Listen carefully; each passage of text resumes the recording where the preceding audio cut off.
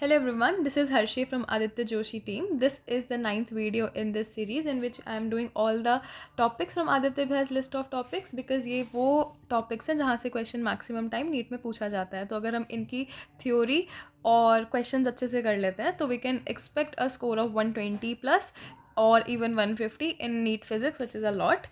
Also, we have launched our Surya Plus test series this year.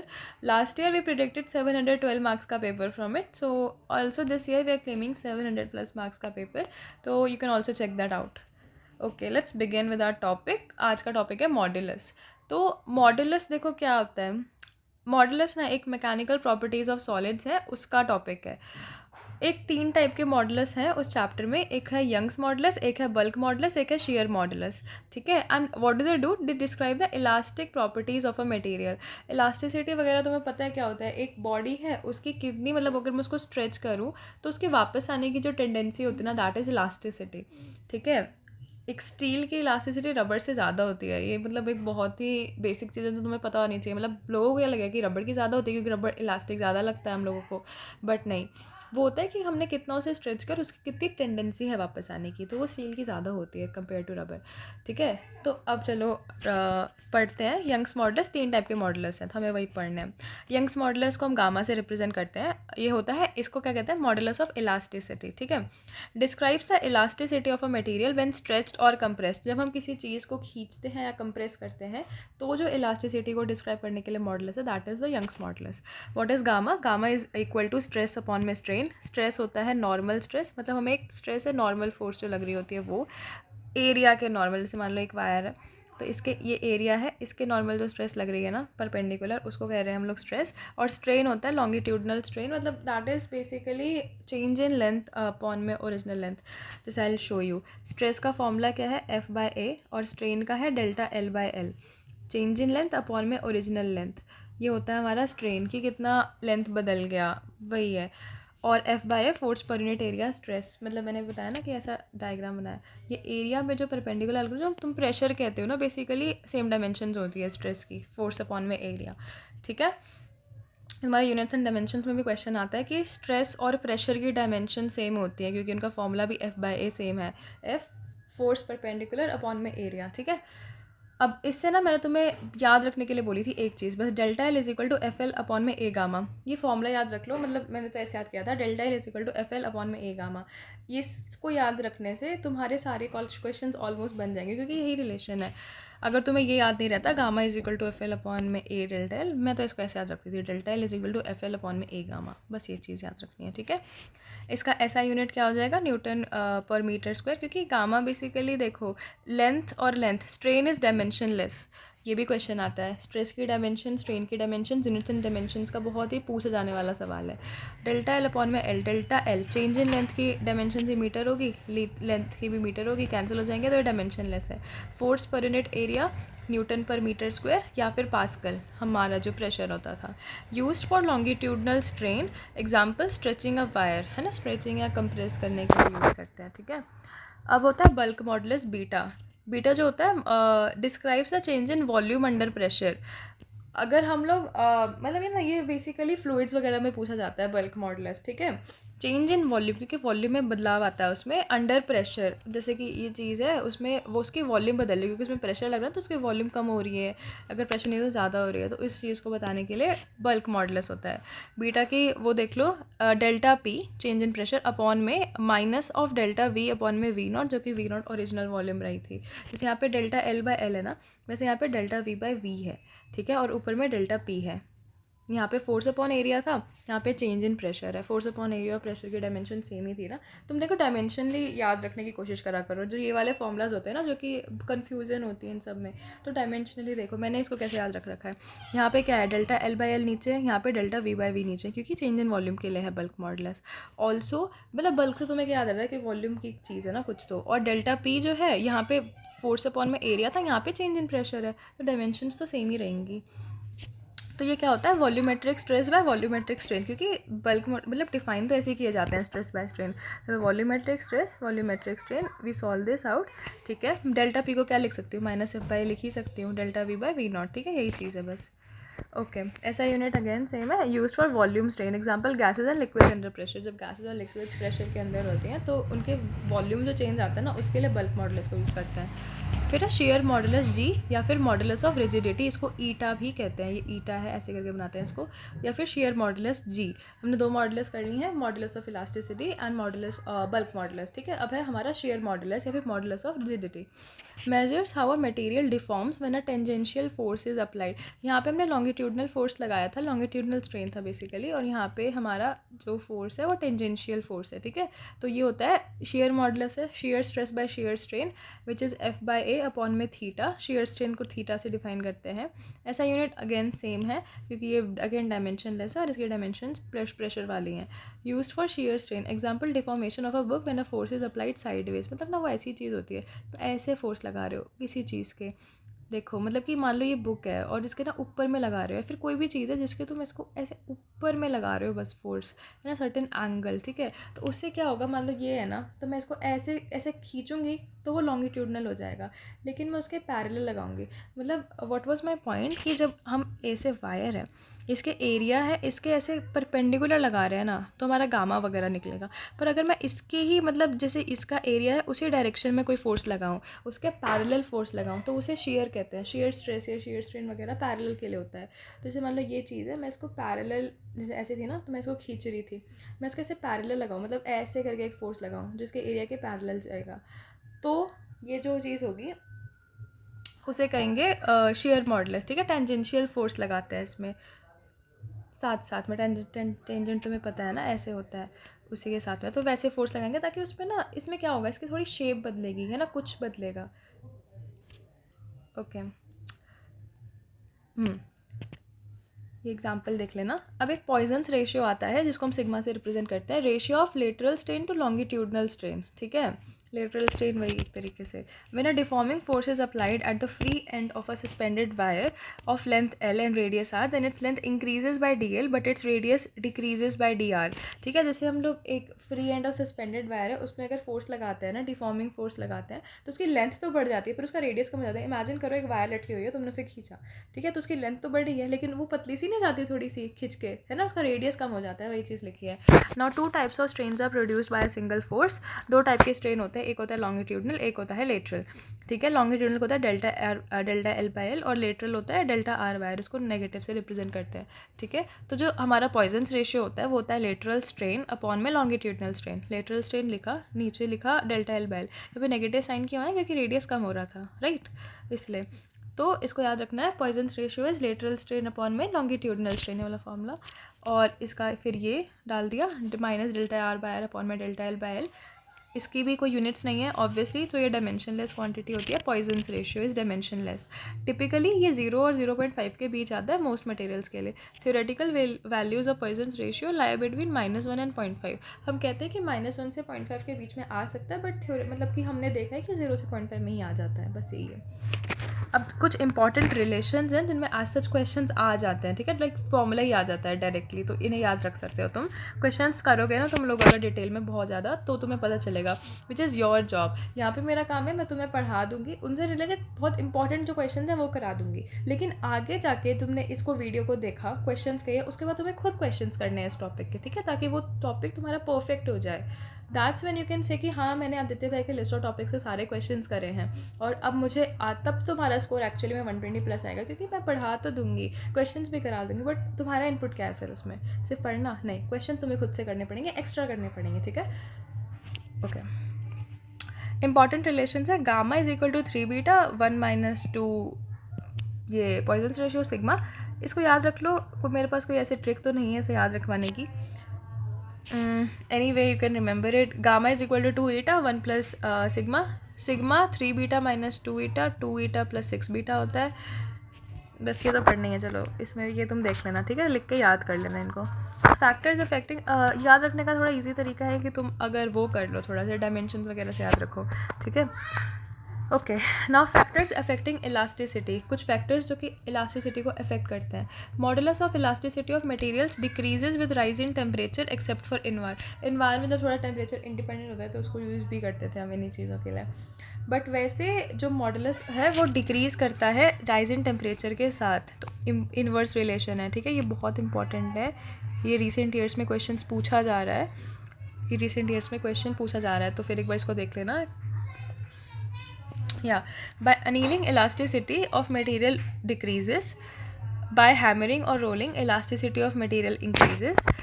इसका अगर तुम्हें reason जानना है तो तुम गूगल वगैरह कर सकते हो, ठीक है। बाकी इसको एज अ फैक्ट याद रखना तो रख सकते हो। टेम्परेचर वाला बहुत ज़्यादा इंपॉर्टेंट है, वो पूछा जाता है ज़्यादा। एडिशन ऑफ इम्प्योरिटीज़, ये भी इंपॉर्टेंट है। Addition of impurities affects elastic properties depending on whether impurities are themselves more or less elastic, ठीक है। अगर हम इम्प्योरिटीज़ ऐड करते हैं तो डिपेंड करता है कि इम्प्योरिटीज़ कैसी ऐड करी हैं, ज़्यादा इलास्टिक ऐड करी हैं, कम इलास्टिक ऐड करी हैं, ठीक है। तो वो वैसे करके इलास्टिक प्रॉपर्टीज़ को अफेक्ट करते हैं। For liquids modulus of rigidity is zero, yes, because modulus of rigidity क्या होता था, देखो ये रहा ना, shear stress by shear strain. ये हम लोग लिक्विड्स के लिए डिफाइन नहीं कर सकते, हम लिक्विड्स के लिए बल्क मॉडुलस डिफाइन करते हैं, ठीक है। Modulus of rigidity is zero, gamma and eta are possessed by solid materials only, वही चीज़ लिखी है, ठीक है। बीटा होता है लिक्विड्स के लिए और बाकी दोनों सॉलिड्स ही देते हैं। For the same material, the three coefficients of elasticity gamma, eta and beta have different magnitudes. Same material के लिए तीनों की वैल्यू निकालेंगे, तीनों की वैल्यू डिफरेंट आएगी, क्योंकि सॉलिड्स के पास तीन हो सकते हैं, बट जो हमारे फ्लूइड्स होते हैं बेसिकली, उनके पास से बल्क मॉडुलस होता है। आइजोथर्मल इलास्टिसिटी ऑफ गैस, हाँ ये इंपॉर्टेंट है, ये आगे जो तुम्हारे चैप्टर्स होते हैं ना उनमें काम आता है ये। Isothermal elasticity of a gas, ET से रिप्रेजेंट कर रहे हैं, वो पी होता है, मतलब पी के बराबर होता है isothermal elasticity, where P is pressure of the gas. Adiabatic elasticity of a gas, E S is equal to gamma P, where gamma is equal to C P by C V. हमने क्या बोला, E S is equal to gamma times P, what was P, it was E T, right. तो E S क्या हो जाएगा हमारे पास, gamma E T, तो E S which is E T is equal to gamma, ठीक है। Ratio between isothermal elasticity and adiabatic elasticity is this, gamma which is also equal to C P by C V. और C P क्या होता है, specific heat होती है constant temperature पे, और ये होती है specific heat at constant volume, okay. तो ये याद रख लेना, ठीक है, ये रिलेशन इंपॉर्टेंट है। Gamma is equal to C P by C V और E S by E T is equal to gamma, ठीक है। चलो अब क्वेश्चन करते हैं। The Young's modulus of a steel is twice that of brass, gamma steel twice है। दो wire है सेम लेंथ की, दोनों वायर की सेम है और same area of cross section का एरिया सेम है, एक स्टील की है दूसरी ब्रास की है, that suspended from the same roof, ऐसे सस्पेंड कर दिया दोनों को। If we want the lower ends of the wires to be at the same level, देखो इनका मतलब कि हमने दो वायर को सस्पेंड किया, इनकी लेंथ सेम है, ठीक है। If we want the lower ends of the wires to be at the same level, then the weight added to the steel and brass wires must be in the ratio of, दोनों का length same है लेकिन उनको टांगी है ना, मतलब हमने लटकाई है रूफ से, तो थोड़ा डिफरेंट आ रहा है। हम क्या चाहते हैं कि हम ऐसा दोनों में वेट डालें जिससे कि दोनों की जो लेंथ, मतलब दोनों ना सेम लेवल पे आ जाए। दोनों सेम लेवल पे कब आएंगी, जब उनकी चेंज इन लेंथ सेम होगी, राइट, क्योंकि वो सेम ही लेंथ की हैं। तो अगर हमने उन्हें एक्सटेंड करना है तो जो हम लोग इंक्रीज़ कर रहे हैं लेंथ में वो सेम रहेगा, तभी वो दोनों का लोअर लेवल सेम रहेगा ना, ठीक है। तो हमें निकालना है कि कितना वेट हम डालें ऐसा, तो इनका सेम रहेगा, ठीक है, must be in the ratio of. अब मैंने एक ही फॉर्मूला याद करवाया, delta L is equal to F L by A gamma, वही फॉर्मूला लग जाएगा यहाँ पे, ठीक है। क्या होता था, delta L is equal to F L by A gamma. हमें फोर्स निकालना है ना, वेट है, वेट क्या होता है, फोर्स होता है। डेल्टा एल सेम है, एल सेम है, ए सेम है, गामा भी गामा से डिफरेंट हो रहा है ना, गामा दोनों का अलग है। तो क्या हो जाएगा हमारा, बेसिकली जो यही फॉर्मूला है हमारा, है ना, हम ये सारी चीज़ें सेम है, ये और इसके बीच का रेशियो निकालना है, तो डायरेक्टली प्रोपोर्शनल है। डायरेक्टली प्रोपोर्शनल को ऐसे कर देते हैं। अब हमें डब्ल्यू एस बाई डब्ल्यू भी निकालना है, गामा एस बाई गामा भी पता है, विच इज़ 2/1, तो आंसर क्या हो जाएगा, 2:1, the ratio of Young's modulus ही, इनका वेट का रेशियो हो जाएगा, ठीक है। ईजी क्वेश्चन है, ऐसे क्वेश्चन बहुत आते हैं, यही मेन टाइप के क्वेश्चन है जिससे पूछे जाते हैं। ऐसे बहुत सारे क्वेश्चन करना सीख लो, you will be well versed in that, ठीक है। आई थिंक समझ आ गया होगा, बेसिकली बस हमने रेशियो ही निकाला है। चलो ये वाला क्वेश्चन पढ़ते हैं। Steel and copper wires of the same length and area, मतलब लेंथ सेम है, एरिया सेम है, are stretch by same weight, force भी सेम है, one after the other. Young's modulus of steel and copper, Young's modulus में अंतर है, तो ratio of increase in length क्या बोला है मैंने, delta L is equal to F L by A gamma. तो डेल्टा एल और गामा इन्वर्सली प्रोपोर्शनल है, बस इन्वर्स रिलेशन लगाना है यहाँ पे। Delta L S gamma S delta L C U gamma C, मतलब उल्टा उल्टा लिख देना, एक को न्यूमरेटर एक को डिनोमिनेटर, अगर तुम्हें कुछ और समझ नहीं आ रहा है तो, ठीक है। ऐसे करके इन्वर्स रिलेशन लगा, and you know Young's modulus steel और कॉपर का, वो लिखा, स्टील का क्या था ये नीचे लिखा, कॉपर का ऊपर लिखा, solve this out, you get the answer is 3/5। Ratio वाले क्वेश्चंस पे थोड़ा ध्यान रखना है, कैसे ध्यान रखना है मैं तुम्हें सिखाती हूँ। अब तुम्हारा तुम उल्टा, अगर इसमें तो चलो नहीं है, अगर ऑप्शन में 5/3 होता तो तुम्हें कन्फ्यूजन होती है, क्या पता तुम गलती बात कर देते। कैसे देखना है, तुम यहाँ तक तो पहुँच गए ना कि डेल्टा एल इन्वर्सली प्रोपोर्शनल है गामा के, और हमें क्या बोला है, ratio of increase in length निकालनी है, ठीक है, स्टील की पहले फिर कॉपर वायर की। तो स्टील का जो गामा है वो ज़्यादा है ना, स्टील का गामा ज़्यादा है तो उसकी इंक्रीज इन लेंथ कम होगी, गामा ज़्यादा होता है तो लेंथ कम इंक्रीज़ होती है, राइट। तो ऊपर में वैल्यू कम ही होनी चाहिए, तो ये वाला आंसर तो हो ही नहीं सकता था, और ये भी आंसर नहीं हो सकता था, इन दोनों में से ही कोई आंसर होता। तो तुमने दो ऑप्शन तो एलिमिनेट कर दिए ना, दिस इज़ वेरी हेल्पफुल। अगर मान लो ये वाला ऑप्शन भी ऐसा ही होता है ना, तो तुम्हारा आंसर बिना निकाले ही आ जाता यहीं से, कि अगर मेरा गामा कम होता है तो मेरी लेंथ ज़्यादा बढ़ती है, गामा कम है इसका, है ना, गामा कम है, मतलब उल्टा बोल रहे, मतलब वही चीज़ है, गामा कम है कॉपर का, तो कॉपर का गामा कम है तो उसकी लेंथ ज़्यादा बढ़ेगी, लेंथ ज़्यादा बढ़ेगी तो रेशियो में कॉपर की इंक्रीज इन लेंथ ज़्यादा होगी, मतलब डिनोमिनेटर ज़्यादा होगा, तो ये तो हो नहीं सकता, ये नहीं हो सकता, ठीक है। ऐसे करके रेशियो वाले क्वेश्चंस करना सीखो थोड़ा, एलिमिनेशन करके। This method is helpful in every chapter, okay, this is a very general topic for, बहुत सारे क्वेश्चन आते हैं रेशियो वाले, ओके। बल्क मॉडुलस दे रखा है, increase in pressure required to decrease the volume of the water by 0.1%। क्या होता था bulk modulus, delta P upon में delta V by V, negative sign भी होता था यहाँ पे, बट देख सकते हो तुम ऑप्शंस में नेगेटिव का कुछ इतना रोल नहीं है तो हमने नहीं लिखा, ठीक है। बल्क मॉडुलस की वैल्यू डाली, डेल्टा पी हमें निकालना है, required to decrease the volume of the water sample by 0.1%, 0.1% ये होता है 0.1%, लिख दिया, इसको सॉल्व कर लो, 0.1 ऊपर से हटाओ, एक और जीरो नीचे आ जाएगा, ठीक है। और ये डिवाइड का साइन उल्टा करते हैं तो ऊपर आ जाता है ना, तो ये 1000 ऊपर आ जाएगा, 1 नीचे हो जाएगा, ठीक है, इजी टू सॉल्व, राइट। ये नीचे गया इधर 10⁻³ है, ये 1000 10⁻³ होता है, ये इधर गया 10⁻³, 9 - 3 करेंगे तो 10⁻6 आ जाएगा, 2 × 10⁻6 न्यूटन पर मीटर स्क्वायर। मैंने थोड़ा जल्दी बताया बिकॉज आई अज्यूम कि ये वाली कैलकुलेशंस तुम्हें आती हैं इस पॉइंट ऑफ टाइम पे, अगर नहीं आती हैं तो तुम मुझे बता सकते हो, आई ट्राई कि मैं अगली बार से थोड़ा ज़्यादा डिटेल करूँ, बट या modulus of rigidity of the ideal liquid is, ideal liquid का मॉडुलस ऑफ रिजिडिटी 0 होता है, why, because no frictional force exist in case of ideal liquid, ideal liquid होता है जिसमें कोई फ्रिक्शनल फोर्स ही नहीं होता, हेंस टेंजेंशियल फोर्सेज आर 0।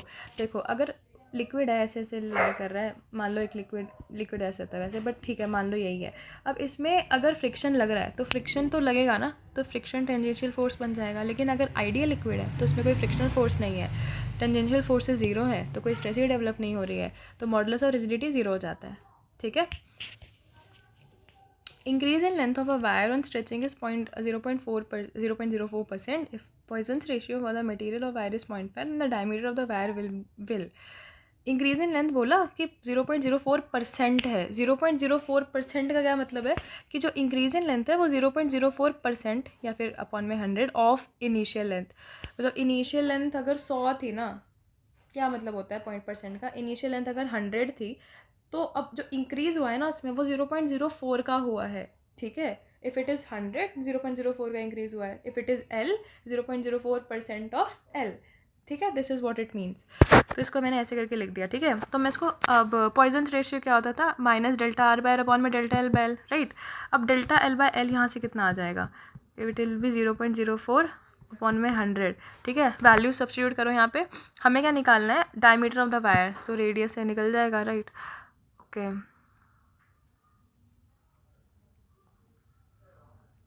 या so we solve this out, 0.5 Δl/L, Δl/L की हमारी वैल्यू कितनी आ रही है 0.04/100, we write it like this. अब क्या करना है ना, 0.5 क्या हो जाएगा -Δr/r और डिवाइडेड बाय Δl, तो Δl को नीचे लिख दो, Δl/L कितना है 0.04 अपॉन में 100, ये इस डायरेक्शन में क्या 0.05 इंटू ये भी नेगेटिव को भी लेकर गया, ठीक है, -0.5 इंटू 0.04 Δr/r इंटू 100 एक साइड हो गया, क्योंकि हमें परसेंटेज में ही बताना है, हमें ये भी इन्होंने क्या दिया था Δl/L दिया था परसेंटेज में, इसलिए वील कैलकुलेट दैट ओनली। और इसको सॉल्व करते हैं, हमारा आंसर आएगा 0.02% से कम हो जाती है, ठीक है। That is how you do it. तुम बोलोगे कि we are talking about radius here और यहाँ पे इन्होंने डायमीटर बोला है, तो इसका कोई डिफरेंस नहीं हो रहा क्या? नहीं हो रहा, क्योंकि diameter is twice of radius, but change तो सेम ही होगा ना। जो रेडियस में चेंज होगा वही डायमीटर में चेंज होगा, राइट? क्योंकि हम कह रहे हैं चेंज अपॉन में इनिशियल, तो चेंज अपॉन में initial for diameter also it will be the same, ठीक है। Because diameter is just twice of the radius, it is not any thing different. जब हम मल्टीप्लाई मतलब मल्टीपल फैक्टर्स होते हैं ना, तो एज सच फ़र्क नहीं पड़ता जब हम लोग परसेंटेज निकालते हैं, तो ठीक है, इसका बात का ध्यान रख लेना। ओके, अब एक 2022 का क्वेश्चन देखते हैं। Given below are two statements, assertion reason है the stretching of a spring is determined by the shear modulus of the metal of the spring.